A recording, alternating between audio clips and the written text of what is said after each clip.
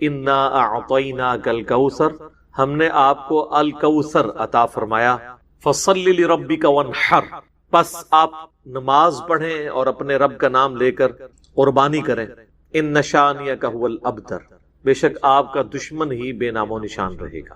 ظاہر ہے وہ کافر کہتے تھے آپ علیہ السلام کا کوئی بیٹا نہیں ہے، اور ظاہر ہے کہ عرب کے کلچر کے اندر بیٹے نہیں آگے مشن کو لے کے چلنا ہوتا تھا، تو وہ کہتے تھے کہ نبی علیہ السلام کے بچے بچپن میں فوت ہوئے، صرف بیٹیاں ہی ہیں، تو آپ کے مشن کو آگے لے کے کون چلے گا؟ تو اللہ تعالیٰ نے فرمایا کہ ہم نے تو اپنے نبی کو خیر کثیر عطا فرمائی، آپ کو اللہ تعالیٰ کروڑوں روحانی بیٹے دے گا جو آپ کی دعوت قبول کرنے والے ہیں۔ اس کانٹیکسٹ میں صحیح بخاری میں ایک حدیث ہے کہ حضرت ابن عباس رضی اللہ تعالیٰ عنہما کہتے ہیں، امام بخاری اسی آیت کے کانٹیکسٹ میں سے لے کے آئے ہیں کہ یہ الکوثر سے مراد خیر کثیر ہے، یعنی ہر خیر آپ علیہ السلام کو کثرت کی تعداد میں دیا گیا، فضائل کثرت سے ہیں، آپ صلی اللہ علیہ وآلہ وسلم کی اولاد کثرت سے ہے، آپ صلی اللہ علیہ وآلہ وسلم کے فالورز کثرت سے ہیں، دنیا میں بھی اور جنت میں جانے والے بھی۔ بخاری مسلم دونوں میں حدیث ہے کہ جنتیوں کا نصف میری امت سے ہوگا، اور ابن ماجہ میں حدیث ہے کہ جنتیوں کی 120 میں سے 80 صفحے میری امت سے ہوں گی۔ تو یہ خیر کثیر ہے آپ کو عطا فرمایا۔ تو بخاری کی اس حدیث میں آتا ہے کہ عبداللہ بن عباس کا جب یہ قول بیان کرتے ہیں حضرت سعید ابن جبیر، تو ان کو بعض تبع تابعین کہتے ہیں کہ جب ہم لوگوں سے یہ بیان کرتے ہیں نا کہ اس سے مراد خیر کثیر ہے، تو لوگ کہتے ہیں کہ نہیں، الکوثر سے مراد جنت کی ایک نہر ہے الکوثر۔ تو سعید ابن جبیر کہتے ہیں کہ جنت کی وہ نہر بھی تو خیر کثیر میں داخل ہے، حضور کو جو جنت کی نعمتیں ملیں گی وہ بھی کثرت کے ساتھ ملیں گی۔ تو یہ اس کی جو تفسیر ہے نا خیر کثیر والی، یہ سب سے آپٹیمل ہے۔ اس میں جو ہے وہ حوض کوثر بھی شامل ہے، جو صحیح مسلم میں حدیث ہے کہ نبی صلی اللہ علیہ وآلہ وسلم صحابہ میں بیٹھے تھے تو آپ کو اچانک ایک اونگ آئی، تھوڑی دیر بعد جب آپ کی آنکھ کھلی تو آپ مسکرا رہے تھے، اور پھر آپ نے کہا کہ ابھی ابھی اللہ تعالیٰ نے مجھ پہ یہ آیات نازل کی ہیں، بسم اللہ الرحمن الرحیم، یعنی آپ علیہ السلام نے بسم اللہ سے سٹارٹ کیا، انا اعطیناک الکوثر فصلی لربک وانحر ان شانئک هو الابتر۔ اور پھر آپ نے فرمایا کہ جانتے ہو یہ الکوثر کیا ہے؟ تو صحابہ نے کہا اللہ اس کا رسول بہتر جانتے ہیں۔ تو آپ صلی اللہ علیہ وآلہ وسلم نے فرمایا یہ جنت میں ایک نہر ہے جو مجھے اللہ تعالیٰ نے عطا فرمائی ہے، اور اس کے کنارے کی جو مٹی ہے وہ کستوری سے زیادہ خوشبودار ہے، اور اس کے برتن آسمان کے ستاروں کے برابر ہیں۔ اور صحیح بخاری میں آتا ہے کہ شب معراج جب نبی علیہ السلام جنت میں سیر کر رہے تھے تو وہاں آپ کو ایک نہر دکھائی گئی، اور جبرائیل علیہ السلام نے کہا کہ یہ وہ الکوثر ہے جو آپ کو اللہ تعالیٰ نے عطا کی ہے۔ آپ صلی اللہ علیہ وآلہ وسلم کے الفاظ ہیں بخاری مسلم دونوں میں کہ اس کا جو مشروب ہے وہ دودھ سے زیادہ سفید، شہد سے زیادہ میٹھا، اور اس کی خوشبو کستوری کی خوشبو سے زیادہ ہے، اور جو کوئی ایک دفعہ میرے حوض کوثر سے وہ مشروب پی لے گا اسے کبھی بھی پیاس نہیں لگے۔ جنت میں جو انسان کھائے پیے گا نا وہ بھوک کی وجہ سے نہیں، ذہن میں رکھے گا، بھوک ایک عیب ہے، پیشاب ایک عیب ہے، نیند ایک عیب ہے، اسی لیے یہ تینوں چیزیں جنت میں نہیں ہیں۔ جنت میں انسان کھائیں گے لذت لینے کے لیے، پیشاب نہیں ہوگا، بخاری مسلم میں الفاظ ہیں ایک خوشبودار ڈکار آئے گی، سارا کھانا ہضم۔ تو جنت چونکہ نعمتوں کا نام ہے، کوئی کمزوری نہیں، وہاں پہ نیند بھی نہیں ہے۔ یہاں پہ تو ہم نیند کیوں یوز کرتے ہیں؟ تاکہ ہم نیکسٹ 24 گھنٹے میں پرفارم کر سکیں، یہ بلکہ بیٹری چارج ہوتی ہے۔ وہ میری خالہ جو ہے نا وہ بڑے پیارے الفاظ استعمال کرتی ہیں، ان کی بیٹیاں جب چھوٹی تھی نا تو سوئی ہوتی تھی نا تو کون سے پوچھتا تھا بیٹیاں کتنا، کہتے ہیں چارجنگ تے لائیاں نے، کیونکہ بچے جب اٹھتے ہیں نا پھر تو آپ ان کو سنبھال بیٹھے، جب تک یہ سونا نہ جائیں سکون نہیں آتا۔ تو وہ جو سوتے ہیں نا وہ چارجنگ پہ لگے ہوئے ہوتے ہیں، پھر جیسے صبح انہوں نے اٹھنا ہے نا ایٹھلی اوپرلی کر دینی ہے۔ تو قیامت میں جنت والے دن آپ کو جنت میں چارجنگ کی ضرورت نہیں ہے، بلکہ نیند وہاں پہ ضرورت ہی نہیں، اللہ تعالیٰ نے ویسے ہی انسان کو اتنی انرجی دی ہوئی ہوگی۔ تو لہٰذا آپ علیہ السلام کا جو فرمان ہے نا کہ جو ایک بار پیے گا وہ کبھی پیاسا نہیں ہوگا، تو کسی کے ذہن میں خیال آ سکتا ہے کہ پیاسا نہیں ہوگا تو پھر پانی کی لذت کیا؟ وہ اللہ تعالیٰ نے جنت کی نعمتوں میں لذت ہی اتنی رکھی ہے کہ انسان لذت کی وجہ سے اس کو استعمال کرے گا۔ اور پھر انہی احادیث میں بخاری و مسلم کے موجود ہے کہ میرے حوض کوثر پہ پھر ایسے لوگ بھی لائے جائیں گے جنہیں میں پہچانتا ہوں گا، اور جب میں انہیں مشروب پلانے لگوں گا تو میرے ان کے درمیان ایک آڑ قائم کر دی جائے، تو میں کہوں گا یہ تو میرے صحابہ ہیں، اصحابی اصحابی۔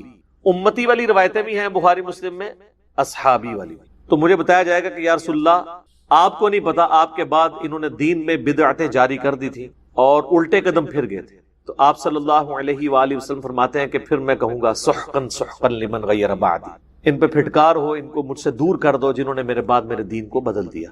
یہ حدیث بخاری اور مسلم دونوں میں ہے، اور حوض کوثر والے چیپٹر میں امام مسلم اسے لے کے آئے ہیں، بخاری میں موجود ہے۔ اس حدیث پہ کامنٹس ہیں عبداللہ ابن ابی ملیکہ تابعی کے، وہ جب بھی حدیث بیان کیا کرتے تھے تو وہ کہا کرتے تھے اے اللہ ہم تجھ سے یہ دعا کرتے ہیں کہ تیرے نبی کی وفات کے بعد ان کے دل سے الٹے قدم نہ پھریں، آمین ثم آمین۔ تو اللہ تعالی ہمیں حوض کوثر پہ آپ صلی اللہ علیہ وآلہ وسلم کے مبارک ہاتھوں سے مشروب نصیب فرمائے۔ یہ دعا انسان کو اپنے لیے کرنی چاہیے، ظاہر ہے کہ وہ اہل جنت ہوں گے۔ اور بخاری مسلم میں کہ اس کے جو برتن ہیں نا، وہ برتن ہی آسمان کے ستاروں کے برابر اس کی تعداد ہے۔ پورا ایک نقشہ کھینچا گیا۔ آپ مشکات کی 30 جلد میں حوض کوثر اور شفاعت والا چیپٹر نکالیں تو آپ کو وہ ساری احادیث مل جائیں گی۔ ترمذی اور ابن ماجہ میں ایک وہ حدیث بھی بڑی مشہور ہے جو حضرت انس بن مالک کہتے ہیں کہ یا رسول اللہ کیا آپ میری شفاعت کریں گے؟ تو آپ فرمایا میں کروں گا۔ تو یا رسول اللہ قیامت والے دن میں آپ کو کہاں تلاش کروں؟ تو آپ علیہ السلام فرمایا میزان عمل پہ آ جانا جہاں میرے امتیوں کے نام مال تل رہے ہوں گے۔ یا رسول اللہ وہاں نہ پاؤں تو فرمایا حوض کوثر پہ آ جانا۔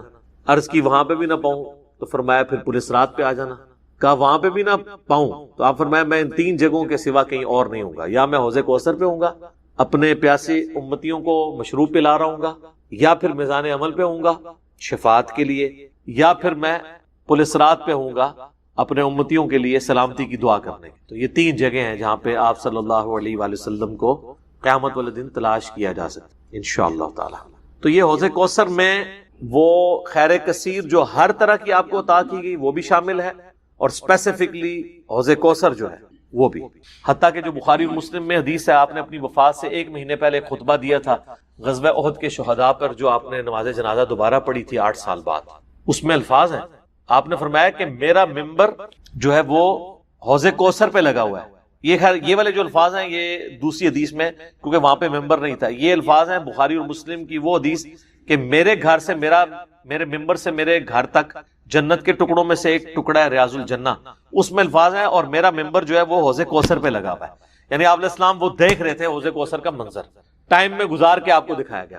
وہ جو بخاری مسلم کی وہ والی حدیث ہے عقبہ بن عامر والی، جو شہداء احد پہ آپ نے 8 سال بعد جنازہ پڑھا اپنی وفات سے 1 مہینہ پہلے، اور عقبہ ابن عامر کے الفاظ ہیں یہ آخری دفعہ میں نے رسول اللہ کو ممبر پہ دیکھا، اس کے بعد میں نے آپ کو نہیں دیکھا۔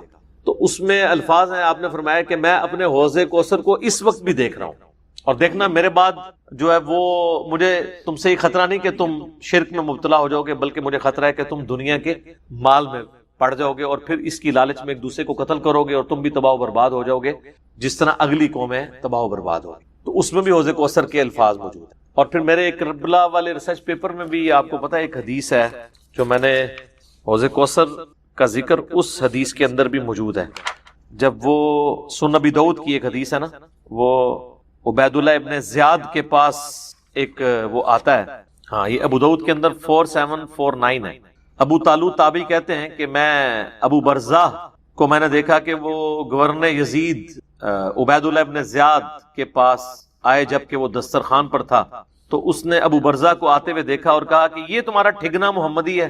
استغفر اللہ، ان کا قد چھوٹا تھا تو ان کا اے گینڈا محمدی، یعنی محمدی اس نے اس لیے کہا کہ وہ حضور کا صحابی تھا۔ تو یہ کتنی سخت توہین کی عبید اللہ ابن زیاد نے۔ یہ وہی خبیث ہے جس کے بارے میں بخاری میں 3748 نمبر حدیث ہے، جس میں امام بخاری نے حسین کے ساتھ علیہ السلام لکھا ہے کہ یہ حضرت حسین کے حسن میں کلام کرنے لگا، تو انس بن مالک نے کہا کہ رسول اللہ کے سب سے زیادہ مشابہت رکھنے والے حسین تھے۔ یہ وہی عبید اللہ ابن زیاد ہے۔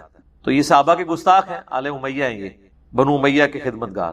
تو اب آپ دیکھیں جب اس نے یہ بات کی نا، تو حضرت ابو برزہ اس کی تنزیہ بات کو سمجھ گیا۔ آپ نے فرمایا مجھے گمان نہیں تھا کہ میں ایسے لوگوں کے دور حکومت تک زندہ رہوں گا جو مجھے رسول اللہ کی صحبت پر آر دلائیں گے، کہ میری زندگی میں یہ وقت بھی آنا ہے کہ رسول اللہ کی وجہ سے ہمیں پوری دنیا پہ غلبہ ملا، اور اس غلبے کی حکومت کو جو لوگ انجوائے کر رہے ہیں عرب کے بدو، یہ رسول اللہ سے میری نسبت پہ مجھے آر دلائیں گے، کہ مجھے کہہ رہے ہیں کہ ٹھگنا محمدی، جن پنجابی سے کہتے ہیں گینڈا محمدی، نعوذ باللہ۔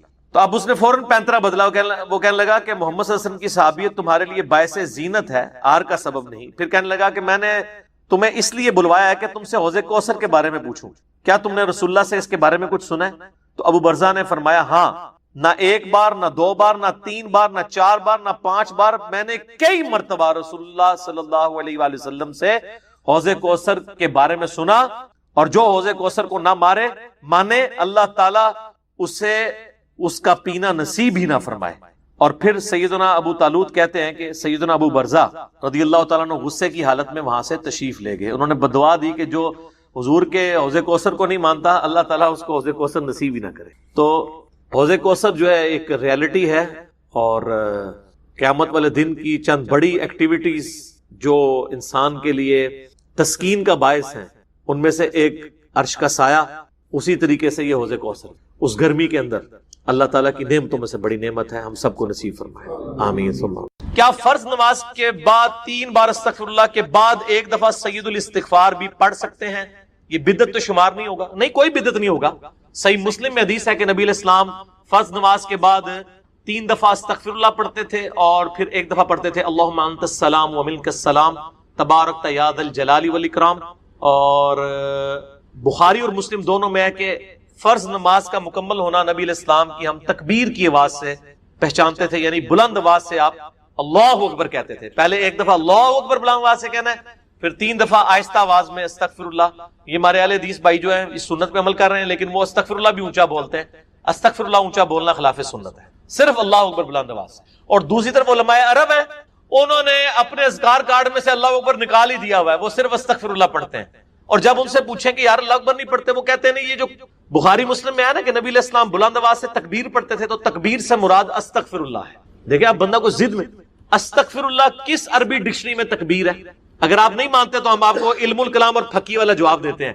بخاری مسلم میں حدیث ہے، حضرت ابو ہریرہ کہتے ہیں کہ نبی علیہ السلام جب نماز شروع کرتے تو تکبیر کہتے، جب رکوع میں جاتے تو تکبیر کہتے، جب رکوع سے سر اٹھاتے تو سمیع اللہ لمن حمیدہ ربنا ولک الحمد کہتے، جب سجدے میں جاتے تو تکبیر کہتے، جب سجدے سے سر اٹھاتے تو تکبیر کہتے۔ تو کیا وہ استغفر اللہ کہتے تھے؟ کہتے نہیں، وہ اللہ اکبر ہی ہوتا تھا۔ تو بخاری مسلم میں جو ہے کہ نماز کا ختم ہونا میں تکبیر کی آواز سے پہچانتا تھا، تو وہ بھی پھر استغفر اللہ نہیں، تکبیر ہی ہے۔ یہ میں نے فقی علماء عرب کو بھی دی تھی، اور وہ بڑے ضد میں ہیں۔ وہ کسی کارڈ کے اوپر ان سے جو عربی کارڈ بھی چھپ کے آتے ہیں نا، آپ لوگ دیکھیں نا، وہ اللہ اکبر نہیں لکھا ہوتا۔ یہ تو شکر ہے دارالاسلام والوں نے، چونکہ انٹرنیشنلی سب سے بڑا ادارہ ہے اہل حدیث کا، انہوں نے جو اذکار والے چھاپے ہیں اس میں اللہ اکبر چھاپا ہے، تو یہ عام ہوا ہے، ورنہ پاکستان کے اہل حدیث بھی اس کے اندر مبتلا ہو گئے تھے۔ اب ایون یہاں جو عرب ملکوں سے اہل حدیث آتے ہیں نا، وہ اللہ اکبر نہیں اونچا کہتے ہیں، وہاں پہ ٹرینڈ نہیں ہے، وہ سنت ہی کھا گئے ہوئے۔ دیکھو ایک سوال میں کتنے جواب دیتے ہیں۔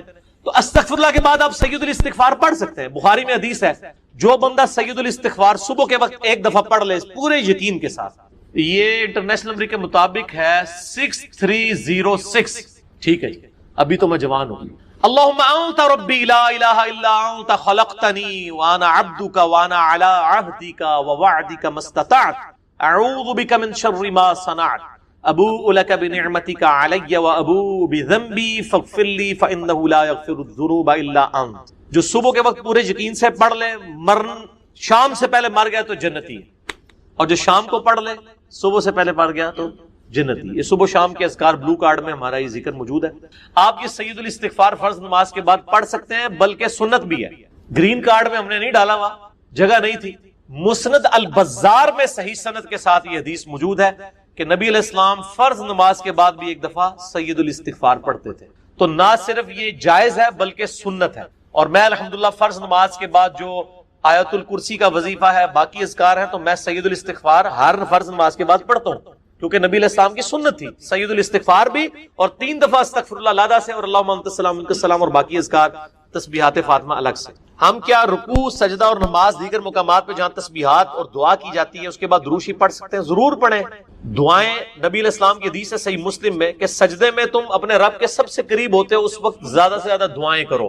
لیکن صحیح مسلم میں حدیث ہے مولا علی رضی اللہ تعالیٰ عنہ سے کہ نبی علیہ السلام نے ہمیں سجدے اور رکوع میں قرآن پڑھنے سے منع کیا ہے۔ قرآن نہ پڑھیں، دعائیں پڑھیں، اور دعا قرآن والی دعا بھی پڑھ سکتے۔ ربنا آتنا فی الدنیا حسنہ اگر کوئی پڑھتا ہے، وہ قرآن نہیں پڑھ رہا، قرآنی دعا پڑھ رہا ہے، دعا کی نیت، کیونکہ یہ تو الگ سے حدیث میں بھی ہے۔ ورنہ تو سبحان اللہ بھی تو قرآن میں آیا ہے، وہ بھی نہیں پڑھ سکتے۔ الحمدللہ آیا قرآن میں نہیں، قرآن کی نیت سے قرآن پڑھنا منع ہے۔ قرآنی دعائیں، قرآنی اذکار رکوع اور سجود میں پڑھیں۔ بلکہ نبی علیہ السلام دعا نہیں پڑھتے تھے، سبحانک اللہم ربنا وبحمدک اللہم اغفر لی، بخاری مسلم میں آتا ہے رکوع اور سجدے میں، یہ دعا ہی ہے نا، استغفار ہے، دعا ہے، اللہ مجھے بخش دے۔ اس کے بعد آپ دروشی پڑھیں اللہم صلی علی محمد وعلی آل محمد، ٹھیک ہے. دروشی بھی چونکہ دعا ہے نبی علیہ السلام کے حق میں. اہل تشیع تو پڑھتے ہیں رکوع اور سجدے میں، آپ بھی پڑھیں، کوئی مسئلہ نہیں ہے. وطر میں بھی ہم تو پڑھتے ہیں اہل سنت دعائے قنوت کے بعد درود شریف، جنازے میں بھی پڑھتے ہیں درود شریف، ہر نماز کے تشہد میں پڑھتے ہیں درود شریف. رکوع میں سجدے والی دعا منہ سے نکل جائے یا سجدے میں رکوع والی، تو کیا سجدہ صاحب ہوگا؟ کوئی نہیں کرنا ہوگا، بلکہ کئی دعائیں تو کامن ہیں. صحیح مسلم میں کہ رکوع اور سجدے میں نبی علیہ السلام پڑھتے تھے سبوح قدوس رب الملائکۃ والروح. بخاری مسلم دونوں میں ہے کہ نبی علیہ السلام رکوع اور سجدے دونوں میں پڑھتے تھے سبحانک اللہم ربنا وبحمدک اللہم اغفر لی. دعائیں کامن ہیں.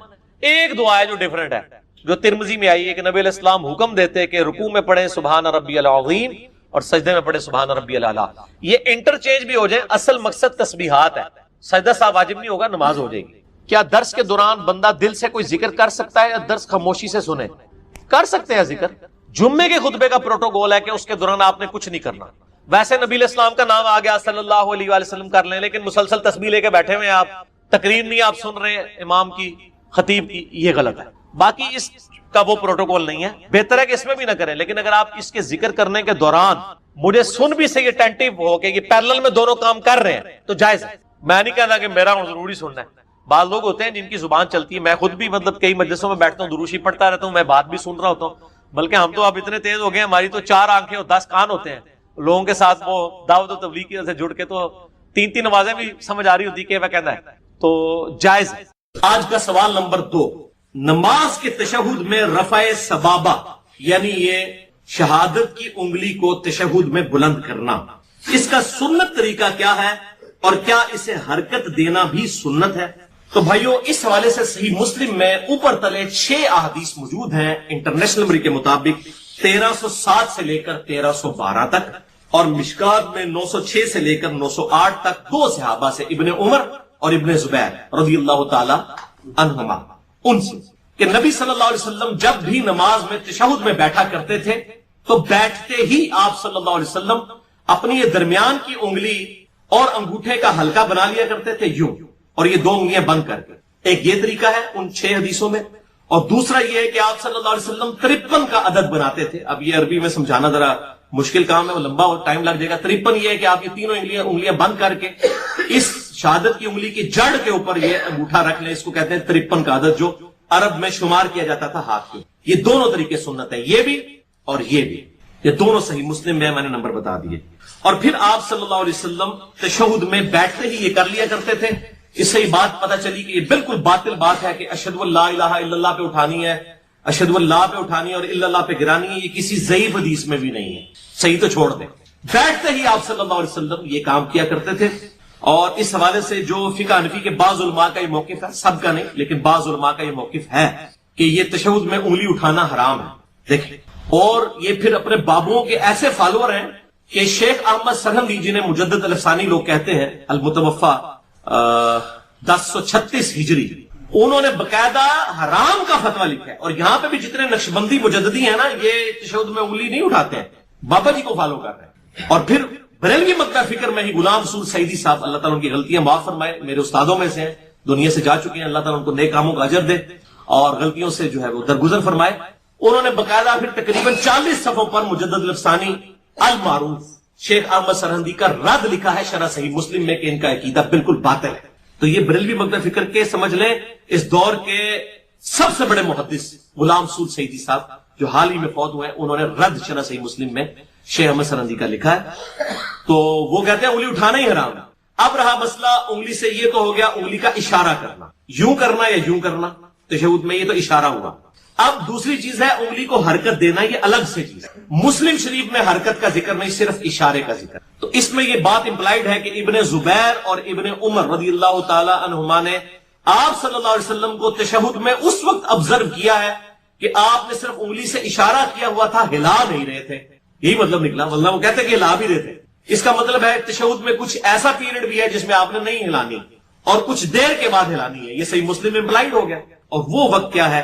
سنن ابی داؤد میں 957 نمبر، سنن نسائی میں 890 نمبر اور مشکات میں 911 نمبر حدیث ہے. وائل بن حجر رضی اللہ تعالیٰ عنہ کہتے ہیں کہ میں نے نبی صلی اللہ علیہ وسلم کو دیکھا کہ آپ جب تشہد بیٹھتے تو یہ درمیانی انگلی اور انگوٹھے کا حلقہ بنا لیتے، اور آپ صلی اللہ علیہ وسلم یحرکھا ویدعو بھا، اس کو حرکت دیتے اور دعا اس کے ساتھ مانگتے, اور دعا آتی ہے درود شریف کے بعد, یعنی دعا کی حالت میں اسے ہلاتے تھے.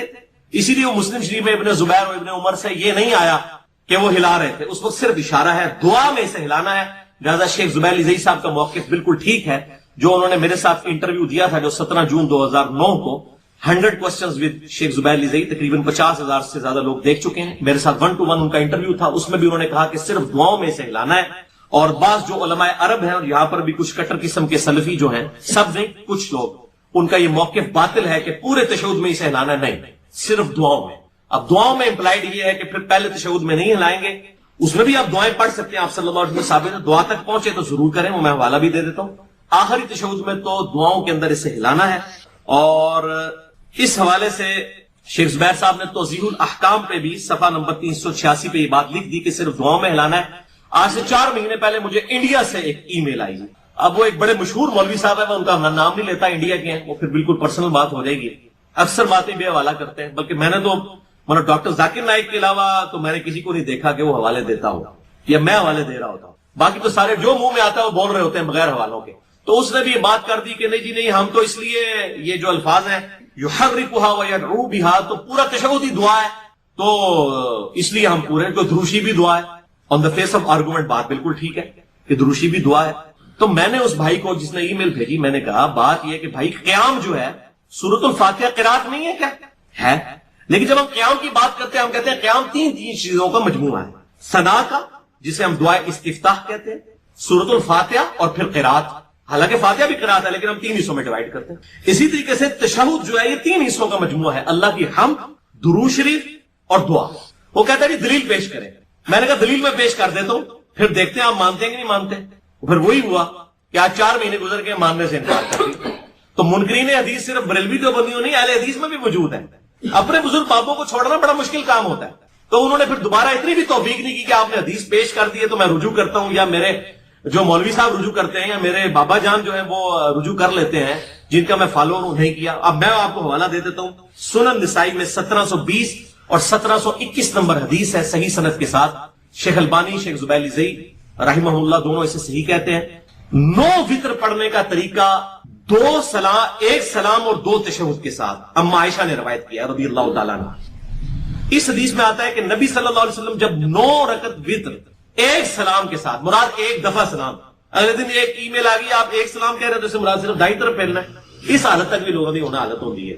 تو میں تاں پہ کہنا ہے اسلام سے مراد یہ ہے کہ 2 دفعہ سلام نہیں پھیرنا, 1 دفعہ دونوں طرف سلام پھیرنا. ہر طرح کی مخلوق ہے اللہ کی, مطلب ہم کریٹیسائز نہیں کر رہے, لیکن لوگوں کو سوچنے کا وہ چشمہ ڈفرنٹ ہوتے ہیں, ہر بندے کا انٹلیکچوئل لیول ایک نہیں ہوتا. تو 1 سلام اور 2 تشہد کے ساتھ 9 وتر, سنن نسائی 1720 اور 1721. اس میں الفاظ ہے کہ آپ صلی اللہ علیہ وسلم 8ویں رکعت میں تشہد میں بیٹھتے, پہلی 7 رکعتوں میں نہ بیٹھتے, 8ویں میں بیٹھتے, اور اس کے بعد اللہ کی حمد بیان کرتے, پھر نبی صلی اللہ علیہ وسلم پر درود پڑھتے. یہ اگلے دن کسی بریلوی مولوی نے کہا جی نبی صلی اللہ علیہ وسلم تو درود شریف نہیں پڑھتے, انہوں نے اپنے آپ سے آپ پڑھنا سی, یہ پائی موجود ہے سنن نسائی کے اندر, خود اپنے اوپر درود پڑھتے, اور اس کے بعد اللہ سے دعائیں مانگتے, اور پھر آپ صلی اللہ علیہ وسلم سلام پھیرے بغیر 9ویں رکعت میں کھڑے ہوتے, پھر 9ویں رکعت میں بیٹھ کے تشہد کے اور دعائیں پڑھنے کے بعد سلام پھیرتے. اس میں نے بتایا کہ دیکھ لو تینوں ڈویژن آ گئی ہیں, اللہ کی حمد, درود شریف اور دعا. اب میں نے کلیئر کر دیا, دلیل دے دی, اور کیا کریے, پٹھے لٹک جائیے, اور تو اس سے زیادہ کچھ نہیں کرتے. لیکن وہ پھر ماننے سے انکار کیا, اور پھر اس نے رجوع نہیں کیا. پل یہ ہے کہ وہ شرمندہ ہو کے بھاگ ضرور گئے, اس کے بعد انہوں نے بات نہیں اس موضوع کے اوپر کی. حالانکہ کہنا چاہیے تھا, جتنے وہ تمکنت کے ساتھ گرجے تھے تو اب پھر حق بات کو قبول بھی کرتے اور صحیح اہل حدیث ہونے کا ثبوت دیتے. غیر مقلد ہونے کا نہیں, پھر کہتے ہیں ہمیں گالیاں دیتے ہیں غیر مقلد. تو بھائی میرے جو ہے حدیث کو نہیں مانتا پھر وہ غیر مقلد ہی کہلائے گا نا, بلکہ ہمیں تو منکرین حدیث کہنا چاہیے ایسے لوگوں کو. اور میں سب سے زیادہ محبت اہل سنت اور اہل تشیع کے تمام جتنے بھی گروہ ہیں, بریلوی, دیوبندی, اہل حدیث, حنفی, شافعی, مالکی, حنبلی, یا اتنا عشری ہوں اہل تشیع میں, یا زیدیہ ہوں, سب سے زیادہ محبت اہل حدیث کے ساتھ کرتا ہوں, کیونکہ انہیں جب حدیث پتہ چلتی ہے وہ بات قبول کر لیتے ہیں. لیکن اگر وہ نہیں قبول کرتا پھر سب سے زیادہ غصہ بھی ان پہ ہوگا, اس لیے کہ بھئی آپ کا تو دعویٰ تھا, باقیوں کا تو دعویٰ بزرگ بابوں کا ہے, آپ تو بزرگ بابوں کے پجاری نہیں تھے, تو آپ بھی جب حدیث نہیں مانیں گے تو آپ پہ تو غصہ آئے گا. تو آپ لائک اسٹوڈنٹ کے اوپر ہی غصہ زیادہ ہوتا ہے نا ٹیچر کا, تو اب مانے کہ یار یہ بات حق ہے, نہیں قبول کی. تو اس حدیث سنن نسائی 1720 اور 21 کے اندر سلفیوں کے لیے بھی پھکی ہے, سارے سلفی نہیں جو کٹر قسم کے وہ والے ہیں, اور حنفیوں کے لیے پھکی ہے کہ ان کے نزدیک وتر ہے واجب, اور واجب اور فرض نماز میں وہ کہتے ہیں کہ جیسے ہی آپ درود شریف پڑھ لینا اللہم صلی علی محمد تو سجدہ صاحب واجب ہو جاتا ہے. ان کے لیے پھکی ہے کہ آپ صلی اللہ علیہ وسلم نے درود شریف بھی پڑھا, دعائیں پڑھی 8ویں رکعت میں, اور اس کے بعد آپ 9ویں کے لیے کھڑے ہوئے, لہٰذا آپ صلی اللہ علیہ وسلم پر سجدہ صاحب تو واجب ہو گیا نعوذ باللہ جان بوجھ کر, یہ ان کے لیے پھکی ہو گئی. اور سجدہ صاحب والے لیکچر میں بھی میں نے حدیث کوٹ کی ہے, مسئلہ نمبر 92 میں, سجدہ صاحب کے 5 سنت طریقے اور اس کے 8 مقامات کے کن مقامات پر سجدہ صاحب واجب ہو جاتا ہے, اور 5 ایسے مقامات جن کے اوپر نہیں ہوتا, وہ میں نے ڈیٹیل کے ساتھ مسئلہ نمبر 92 اہل سنت پاک.com پہ. تو یہ حنفیوں کا رد ہو گیا. اور سلفیوں کا اس معاملے میں ہو گیا کہ وہ جو یہ کہتے تھے شیخ زبیر صاحب کے اوپر تان کرتے تھے کہ جو وہ کہتے ہیں دعاؤں میں ہلانا چاہیے, تو میں نے الفاظ جو ہے وہ بتائے یحرکھا ویدعو بھا, اور یہاں سنن نسائی سے پتہ چل گیا کہ 3 چیزیں ہیں تشہد میں, حمد, درود شریف اور پھر دعا. یہ الحمدللہ اس حوالے سے موقف بالکل کلیئر ہو گیا. سنن نسائی میں ایک اور حدیث ہے 1161 نمبر کہ آپ صلی اللہ علیہ وسلم تشہد میں جب یہ انگلی اٹھاتے تو مسلسل اس انگلی کی طرف دیکھتے رہتے تھے, انگلی کی طرف دیکھتے رہتے تھے تشہد کی حالت میں. یہاں پر نظر رکھنا یہ سنت ہے. سنن ابی داؤد میں 991 نمبر حدیث ہے کہ آپ صلی اللہ علیہ وسلم کی انگلی ہلکی سی جھکی ہوا کرتی, ایسے نہیں انگلی کھڑی کرتے تھے آپ صلی اللہ. اچھا آپ وہ 53 کا عادت بنائیں, اس میں تو آٹومیٹکلی جھک جاتی ہے, اس طرح کرنے میں یہ ایسے رہتی ہے, اس کو ہلکا سا جھکا کے رکھنا ہے. سنن ابی داؤد 991 نمبر. اور مسند امام احمد میں جلد 2 صفحہ 119 پر انٹرنیشنل نمبر کے مطابق 6000 نمبر حدیث ہے, اور مشکات میں 917 نمبر ہے کہ نبی صلی اللہ علیہ وسلم رفع سبابہ کے بارے میں فرماتے, یعنی شہادت کی انگلی کو بلند کرنا, فرمایا کرتے کہ یہ انگلی شیطان پر لوہے سے بھی زیادہ سخت ہے. یہ گواہی دینا, اس انگلی کے ساتھ گواہی دینا لوہے سے زیادہ سخت ہے شیطان کے اوپر, الحمدللہ. لہذا یہ جو ہے اس سنت سے محروم نہیں ہونا چاہیے. اب 2 باتیں اور کہ حنفی ایک دلیل پیش کرتے ہیں سنن ابی داؤد سے انٹرنیشنل نمبر کے مطابق 989 نمبر حدیث ہے, 999 ایک کم 90. اس میں الفاظ ہے کہ آپ صلی اللہ علیہ وسلم انگلی تو اٹھاتے تھے لیکن اسے حرکت نہیں دیتے تھے, لیکن وہ روایت مردود ہے. اس میں محمد بن اجلان مدلس ہے اور ان سے روایت کر رہے ہیں, اور سما کی تصریح موجود نہیں ہے. اور مدلس کی ان والی روایت جو ہے, سکہ ہے مدلس کی بھی, ان والی روایت بغیر سما کی تصریح کے ضعیف ہوتی ہے. یہ صحیح مسلم کے مقدمے میں پیٹرول ہے, لہذا وہ بالکل جعلی روایت ہے. اور اسی طریقے سے یہ تو حنفیوں کے لیے ہو گیا تحفہ, سلفیوں کے لیے ایک تحفہ ہے خصوصاً علماء عرب کے لیے. مسند امام احمد میں انٹرنیشنل نمبر کے مطابق جلد 4 صفحہ 317 پر 18878 نمبر حدیث وہ پیش کرتے ہیں کہ آپ صلی اللہ علیہ وسلم 2 سجدوں کے درمیان جلسے کی حالت میں بھی انگلی بلند کرتے تھے یوں. اور یہاں بھی میں نے کچھ لوگوں کو دیکھا ہے, تو یہ بالکل جعلی روایت ہے. اس میں سفیان ثوری مدلس ہیں اور ان سے روایت کر رہے ہیں, اور سفیان ثوری نہیں تو بولنا چاہیے, کیونکہ جامعہ ترمذی میں جو ابن مسعود کی حدیث ہے 257 نمبر بغیر رفع الیدین والی, وہ ضعیف ہی ابن مسعود کی جو ہے وہ اس کی سفیان ثوری کی تدلیس کی وجہ سے. یہ سیم حکم ہے اس روایت کے اندر بھی کہ 2 سجدوں کے درمیان جو ہے انگلی اٹھانا, یہ بالکل باطل روایت ہے, جعلی روایت ہے. بہرحال جسے ڈیٹیل چاہیے ہو تو میرے 2 لیکچر ہیں, مسئلہ نمبر 70A کمپلیٹ نماز محمدی صحیح الاسناد حدیث کی روشنی میں صلی اللہ علیہ وآلہ وسلم, اور مسئلہ نمبر 70B رفع الیدین سے متعلق فرقہ وارانہ نظریات کا تحقیقی جائزہ, اور مسئلہ نمبر 84 ہے فاتحہ خلف الامام کے اوپر. دیکھیں یہ بہت کریٹیکل کوسچن ہے, پہلے بھی لوگوں نے کیا. پہلی تو یہ بات کلیئر کر لیں کہ ہمارے نزدیک صحیح الاسناد احادیث کی روشنی میں دایاں ہاتھ بائیں پہ باندھنا یہ بھی سنت ہے, اور ہاتھ چھوڑ کے پڑھنا بھی سنت ہے, کیونکہ سیدنا عبداللہ ابن زبیر رضی اللہ تعالیٰ عنہ علیہ السلام سے صحیح سند سے ثابت ہے. المصنف ابن ابی شیبہ میں 3950 نمبر حدیث ہے کہ وہ ہاتھ چھوڑ کے نماز پڑھا کرتے. اور سنن الکبریٰ البیہقی کے اندر موجود ہے کہ انہوں نے نماز حضرت ابوبکر صدیق سے سیکھی تھی, اور انہوں نے رسول اللہ صلی اللہ علیہ وآلہ وسلم سے. میں اس پہ اکثر بولتا رہتا ہوں, میرا یوٹیوب پہ ایک کلپ بھی ہے سنی شیعہ کی نماز, آپ دیکھ لیں. رہا ہاتھ باندھنے کا معاملہ, تو اس میں یعنی اختلاف چل رہا ہے. حنفی کہتے ہیں ناف سے نیچے باندھا جائے, اہل حدیث کہتے ہیں ناف سے اوپر باندھا جائے, اور ایک جو ورژن آ رہا ہے آج کل حنفیوں کی طرف سے وہ ہے ناف کے ایگزیکٹ اوپر, اور اس کے لیے یہ صحیح مسلم سے ایک سہارا لیتے ہیں. صحیح مسلم میں اس حوالے سے ایک حدیث ہے لیکن اس میں الفاظ نہیں ہے. پہلے اس کی ڈیٹیل میں جانے سے پہلے میں بتا دوں کہ یہ میرا ایک ریسرچ پیپر ہے مکمل نماز محمدی صلی اللہ علیہ وآلہ وسلم, جس میں نے 140 احادیث صرف 4 صفحوں کے اندر سمو دی ہیں. الحمدللہ پورا نماز محمدی صلی اللہ علیہ وآلہ وسلم کا مکمل طریقہ, اس میں نے ان احادیث کے حوالے بھی دیے. اس میں جو یہ ٹائٹل ہے دوسرے پیج پہ نماز محمدی صلی اللہ علیہ وآلہ وسلم کا سنت قیام, اس میں حدیث میں لے کے آیا ہوں کہ صحیح بخاری میں 740 نمبر حدیث ہے انٹرنیشنل نمبرنگ کے مطابق. الموطا امام مالک میں بھی موجود ہے, اور امام مالک سے امام بخاری نے لی ہے 2 واسطوں سے. کہ سہل بن سعد السعدی کہتے ہیں کہ نبی علیہ السلام کے مبارک زمانے میں ہمیں حکم دیا جاتا تھا کہ ہم اپنا دایاں ہاتھ بائیں زرہ پہ رکھیں. یعنی یہ دایاں ہاتھ ہے، ہاتھ عربی میں درمیان کی انگلی کے سرے سے لے کر جو ہے وہ شولڈر تک، یہ مکمل کوئی ہاتھ کہتے ہیں. دایاں ہاتھ بائیں زرہ کے اوپر رکھنا ہے، تو زرہ کہتے ہیں درمیانی انگلی سے لے کر کونیوں تک. اس کو ہم کہتے ہیں رس، کلائی، اور کلائی سے لے کے کونی تک اس کو ساد کہتے ہیں. اور اس پورے کو زرہ کہتے ہیں. پرانے زمانے میں جنگوں میں لڑنے کے لیے بھی زرہ پہنی جاتی تھی. تو دایاں ہاتھ بائیں زرہ پہ رکھنا. اب ظاہر ہے ایسے تو نہیں رکھا جاتا ہے دایاں ہاتھ یہ اس طریقے سے، وہ جہاں پر بھی آ جائے. وہ نارملی ناف سے تھوڑا سا اوپر آتا ہے، اور ہمارا یہ جو مین سینہ ہے اس سے تھوڑا سا نیچے، یعنی سینے کے اوپر، کیونکہ سینے کا لفظ جو ہے یہ نہر سے لے کر ناف تک یہ پورا سینہ ہی کہلاتا ہے. اس میں جہاں پر آ جائے، ایک یہ بالکل ایسے نہیں باندھنا اور نہ ناف کے نیچے. اب بلکہ آپ دیکھیں طارق جمیل صاحب نے جو جنید جمشید صاحب کا جنازہ پڑھایا تھا اس میں تو انہوں نے ہاتھ یہیں باندھے ہوئے تھے، ناف کے اوپر باندھے ہوئے تھے. ناف سے اوپر، کے اوپر نہیں، کے تو پھر ہو جائے گا ایگزیکٹ. یہ سارے کا سارا دھوکہ تو ہے اردو میں. اس میں الفاظ ہے، صحیح مسلم میں ایک ہیڈنگ ہے، وہ مسلم شریف کی حدیث ہے 896، جس میں وائل بن حجر کہتے ہیں کہ نبی علیہ السلام اپنا دائیں ہاتھ بائیں ہاتھ پہ رکھتے تھے. بس اس پہ امام نووی نے ایک باب باندھا ہے، کیونکہ امام مسلم نے باب نہیں باندھے ہوئے مسلم شریف کے. اس باب میں موجود ہے کہ دایاں ہاتھ بائیں ہاتھ پر سینے سے نیچے اور ناف سے اوپر رکھے جائیں. انہوں نے ترجمہ کر دیا ناف کے اوپر. ناف سے اوپر اور ناف کے اوپر بڑا فرق ہے. لیکن عربی میں یہ دو نمبری پکڑی جاتی ہے اگر کوئی کرے. اس میں یہ مسلم شریف پڑھی ہوئی ہے اور پڑھی ہوئی بھی ہے. اس میں 896 انٹرنیشنل جو کنٹینیوس نمبرنگ ہے نا جی، ہاں یہ دیکھ لیں 896 کے اوپر یہ ہیڈنگ بنائی ہوئی ہے. باب ہے دائیں ہاتھ کو بائیں پہ رکھنا، صدر کے نیچے فوق السرہ الفاظ ہے، فوق السرہ یعنی ناف کے اوپر. فوق کا لفظ ہے، الا سرہ نہیں ہے، فوق ہے.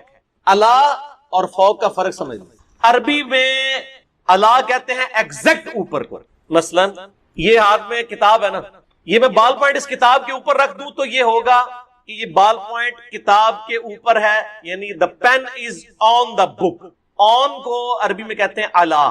لیکن اگر میں یوں رکھوں، ہے یہ بھی اوپر، اردو میں یہ بھی اوپر یہ بھی اوپر، لیکن عربی میں اس اوپر کو الا نہیں کہتے، فوق کہتے ہیں. اور انگلش میں upon. the pen is upon the book. اب اس میں جو الفاظ ہیں نا وہ upon والے ہیں، ناف سے اوپر. اب ظاہر ناف سے اوپر ایک تو یہ ہو سکتا ہے ہوا میں ہو، یہ تو مطلب ہے نہیں ہے. تو دوسرا ایک یہ ناف یہ ہے تو ناف سے اوپر، تو یہ ناف سے اوپر ہے، ناف کے اوپر نہیں ہے. یہ انہوں نے دھوکہ دیا ہے. اور آپ یہ دیکھیے کہ سنن نسائی کے اندر آپ چلے جائیں 890 نمبر حدیث ہے کہ نبی علیہ السلام اپنا دایاں ہاتھ بائیں رس، اور ساد کے اوپر رکھا کرتے تھے. اور یہ زرہ پوری کی پوری بن گئی.